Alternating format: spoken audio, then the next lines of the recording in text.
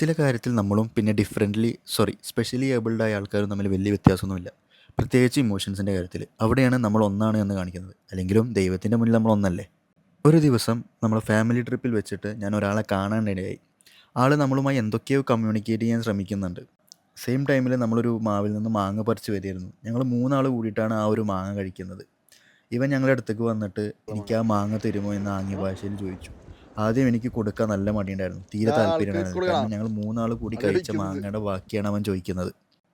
പിന്നെ ആൾക്ക് വേണ്ടി ഞാൻ വേറൊരു മാങ്ങ പൊട്ടിക്കാൻ തന്നെ തീരുമാനിച്ചു. അപ്പോൾ ആൾ പറഞ്ഞു എനിക്ക് വേറെ മാങ്ങ വേണ്ട, ഇതന്നെ മതി എന്ന് ആംഗ്യ ഭാഷയിൽ കാണിച്ചു. അങ്ങനെ മനസ്സില്ലാ മനസ്സോടെ ഞാൻ അവൻ ആ മാങ്ങ കൊടുത്തു. ആ മാങ്ങ അവൻ്റെ കയ്യിൽ കിട്ടിയപ്പോൾ അവൻ എന്തെന്നില്ലാത്ത സന്തോഷമായിരുന്നു. അവൻ്റെ ചിരി കാണാൻ നല്ല രസമായിരുന്നു. ആ മാങ്ങ അവൻ കടിച്ച് അങ്ങനെ ആ വഴിക്ക് അവൻ പോയി. ഒരു ചെറിയ കാര്യം തൻ്റെ ജീവിതത്തിൽ നടക്കുമ്പോൾ നമ്മൾ ആരായാലും സന്തോഷിക്കും അല്ലേ? അതേപോലെ തന്നെ ഒരു ബാഡായ കാര്യം സംഭവിക്കുമ്പോൾ നമ്മൾ വിഷമിക്കും. അപ്പോൾ നമ്മൾ തമ്മിൽ എന്താണ് വ്യത്യാസമുള്ളത്?